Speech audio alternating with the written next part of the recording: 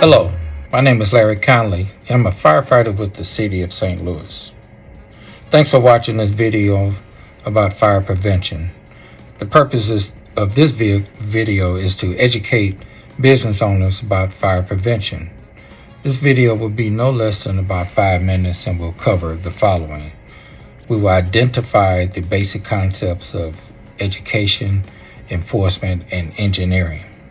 We'll explain how the code is enforced in St. Louis. We'll describe how the building division applies the code to new and existing occupancies. We will identify local organizations that determine the fire resistance of building materials, identify the types of tests used to determine fire ratings in the certain building components materials in St. Louis, and describe how fire tests and fire ratings apply to inspection and code enforcement in the City of St. Louis. We'll start out by talking now about education, enforcement, and engineering. This is known as the 3 E's of fire prevention and covers an element of the fire prevention process. We'll start by engineering. Love and Robertson define engineering as actions that employ physical science to find solutions for reducing the impact or eliminating the risk of fire that may involve the development of codes, standards, equipment, and systems and construction techniques.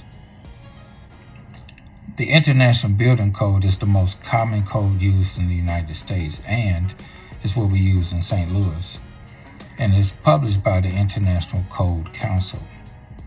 Fire prevention codes are most frequently administered and enforced by the fire department in many model codes such as the Uniform Fire Code, NFPA, and the International Code Council. Now, the process in general for applying for a process for application for approval for construction normally follows this path.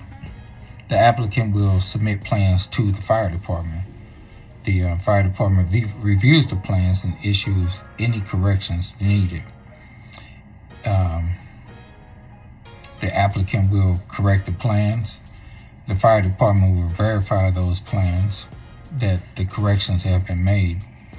They will issue approval and clearance. The applicant will obtain a building permit. The applicant starts construction, requests the fire department conduct another inspection to make sure everything's in compliance. After the fire department inspects for compliance and issues, then they will obtain the certificate of occupancy if everything is in line. As far as education, that's the second E in the 3 E's. Public education is defined as actions that teach, promote awareness, present information, and conduct activities intended to change the behavior that increases people's safety from fire. Public education leads to community resilience and helps the fire department by reducing risk to the public and firefighters alike. Now, many times businesses do not fully understand the code requirements for their occupancy or why the code is important to follow.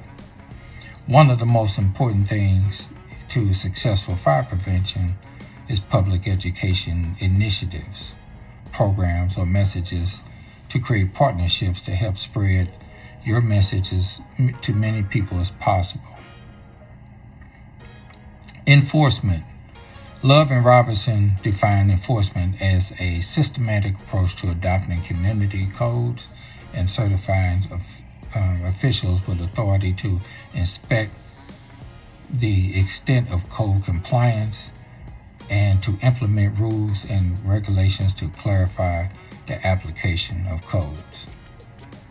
In the City of St. Louis, code enforcement is mainly the responsibility of the building commissioner, and they are enforced usually by, especially with new new construction and also existing construction. The codes are enforced by denying the occupancy permit. And if they do not comply with the wishes of or the rules of the occupancy permit, then, and especially if it's a minor violation, they can be sent to court to rectify the situation. New, as all codes applied by the licensed design professionals who review all projects, and the field staff does an inspection to verify. The building inspectors only approve fire-resistant building materials that meet national industry standards. If there are issues beyond the building inspector's expertise or needs more clarification, then list the input from a Missouri design professional. One of the nationally recognized standards support local business, building components and materials, and enforcement for buildings in St. Louis is the nationally recognized testing lab, also known as NRTL.